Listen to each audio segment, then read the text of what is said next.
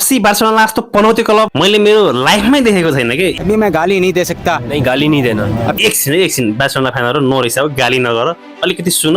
मैले यो रिसले भनेको होइन हैन, त्यसको पखमले भनेको हो। एकछिन सुनेर जाऊ है त। पहिला पनि एउटा भिडियोमा भनेको छु, आज पनि भन्छु, जुन दिन बार्साले च्याम्पियन्स लिगमा चेल्सीसँग हार्यो नि, त्यो दिनदेखि चेल्सीको ग्रहदशा सबै लागिसक्यो। पहिलेसम्म चेल्सीले ठुलो र सानो मिलाएर बार्सिलोनालाई हराइसकेपछि 13 म्याच खेल्दा 3टा मात्रै जित निकालेको छ। त्यो पनि एउटा EFL कप, एउटा FA कप र एउटा प्रिमियर लिगको, एउटा मात्रै प्रिमियर लिगको जित, त्यो पनि एप्टनसँग मात्रै जितेको छ। बाँकी 5 म्याच हारेको छ, 5 ड्र खेलेको छ, ठुल्ठुलो म्याचहरू।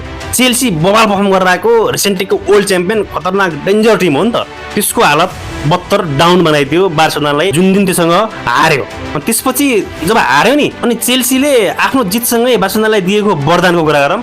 जब त्यसले जित्यो अनि पठाउँदा बिदाई गर्दाखेरि निधारमा एउटा स्ट्याम्प हान्दियो कि तैँले यसपछि एउटा पनि म्याच हार्ने छैनस्, भलै मसँग चाहिँ हारिस भनेर एउटा स्ट्याम्प हान्दियो।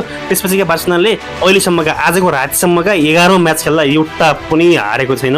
बवाल खतरनाक जित निकालेको छ। ला लिगा, च्याम्पियन्स लिग, सुपर कप र कोपा डेल रे मिलाएर हुँदा आज कोपा डेल रेको राउन्ड अफ 16 मा रियल रेसिङसँग हाफ टाइमसम्म गोल रहित बराबरी हुँदा कता कता हामीलाई अलिअलि खुसी आइरहेको थियो कि आज कि ड्र हुन्छ कि हार्छ बार्साले भन्ने थियो। ड्याममै गएर फेरेन टोरिस र लेमिन यामालले एक-एकवटा गोल गरेर जित निकालिदिए। आज पनि जित दर्ता गरेर बार्सिलोना कोपा डेल रेको क्वार्टर फाइनलमा प्रवेश गरिसकेको छ। योसँग एकदमै धेरै धेरै बधाई छ एफसी बार्सिलोना फ्यानहरुलाई।